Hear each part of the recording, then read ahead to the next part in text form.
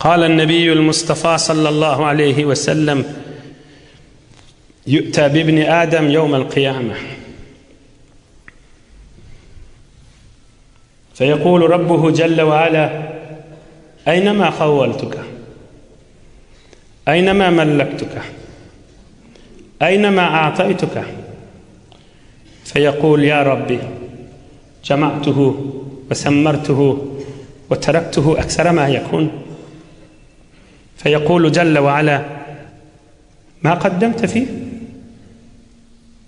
فينظر فلا يرى قدم شيئا فينظر فلا يرى قدم شيئا فليس يراجع لله تعالى بعده.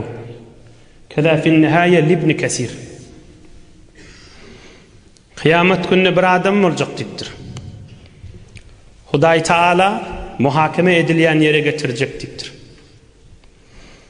Ohum şol adama Allah Teala aytacak, men sen kan sana bir makamlar verdim, iyiliğin içinde caylar verdim, hani olun diyecek. Seni bir sendelide oturur yali zatlar koydum, ya din kürsisi ya dünya kürsisi. Amza edilen yerlerde koydum, iş bitirilen yerlerde koydum, hani o zatlan diyecek. Sana kan mal mülk verdim, olar hani diyecek.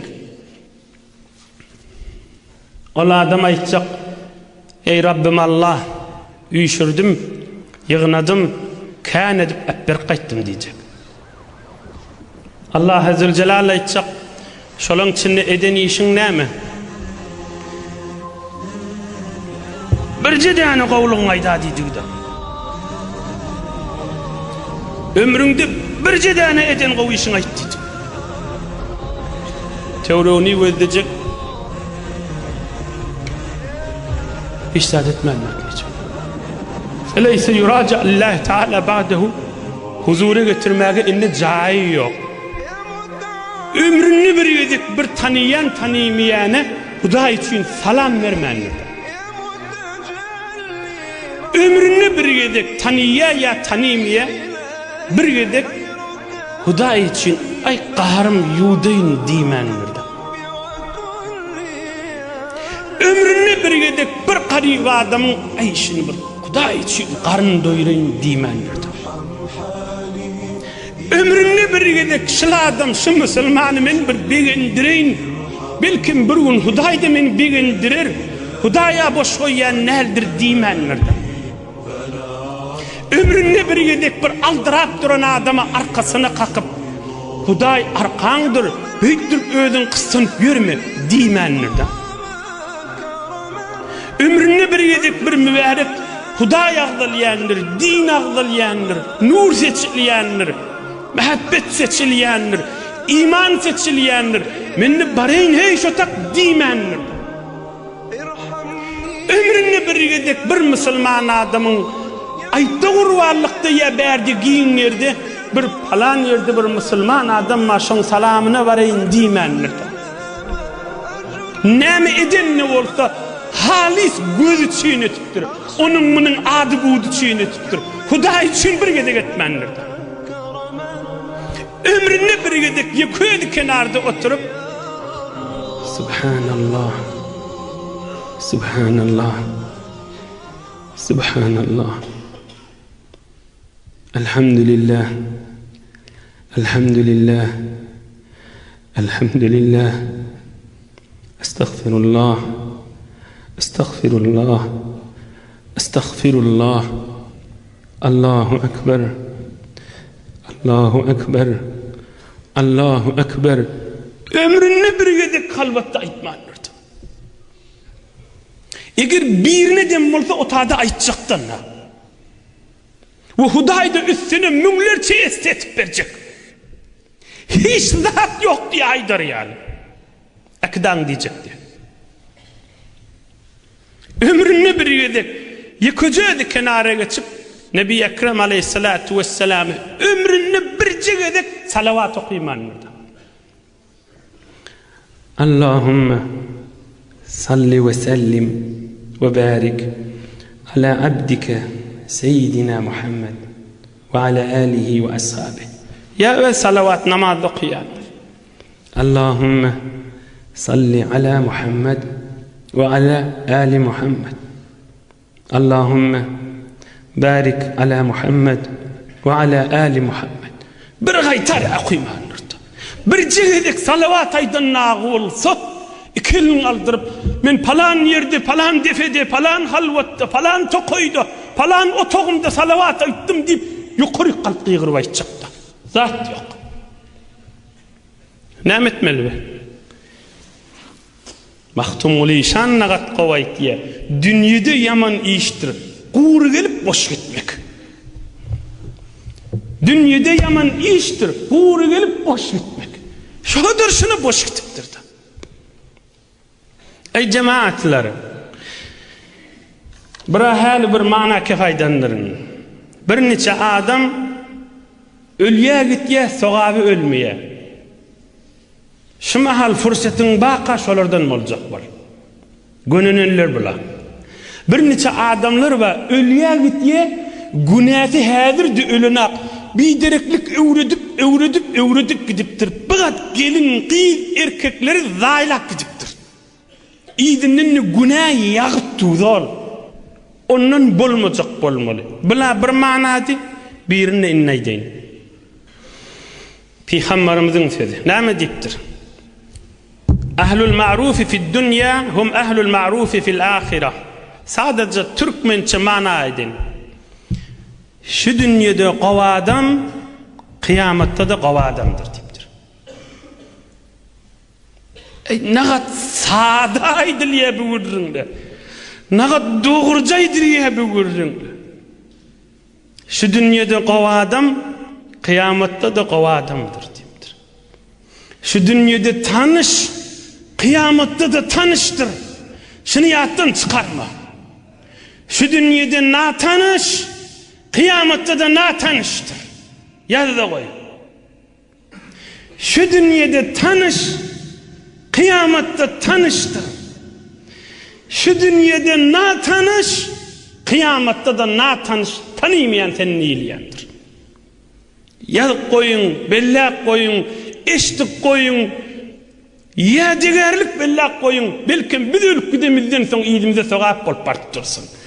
Şu dünyada tanış adam, mesela şu mahal biriniz tanıyanız, ertiyi de görseniz tanıyanız da kıyamet taşacırekta.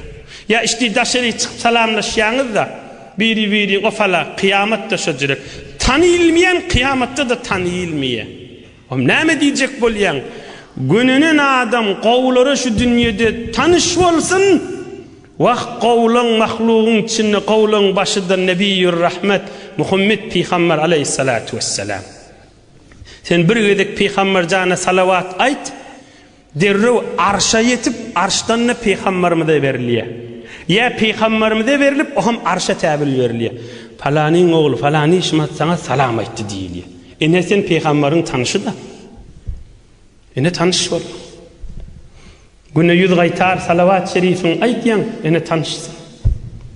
Şu dünyada qavluq bilen tanış, kıyamette de tanışta. Bunun açıqraq nehil aytmalay. Salavat şerif. Nebi Ekrem aleyhisselam qisqaraq geçeyin. Yine biri iki çeftemin nadalaydandır. Garip qasar ve demek. Garip qasarın tanışı. Çın mehtaç adamların tanışı. Kıyamet günü Allah Teala aytacak bir neçe çın sabırlı qav garipler aydılacak. Sana yaxşılık edellen elinden tut dip. Sana yaxşılık edellen elinden tut dip. Şu meydana ba cemaat evde. Şu meydana ba cemaat evde. Şu meydana evde ba cemaatler. Ve bir meydanını hadir Hudaya şükür bizden tökünenak.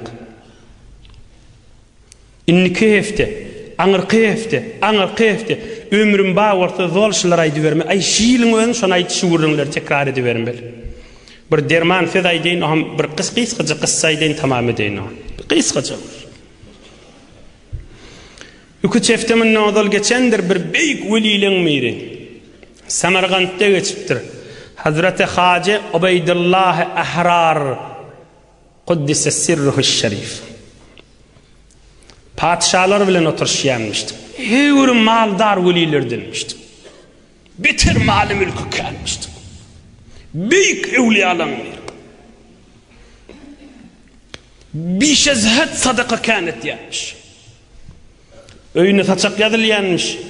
Kayıp kasarlar giyriyanmıştı. İyi biçip bolollarının son taçağın başına gelip şolun ağından kalan naharlardan iyi yanmıştı.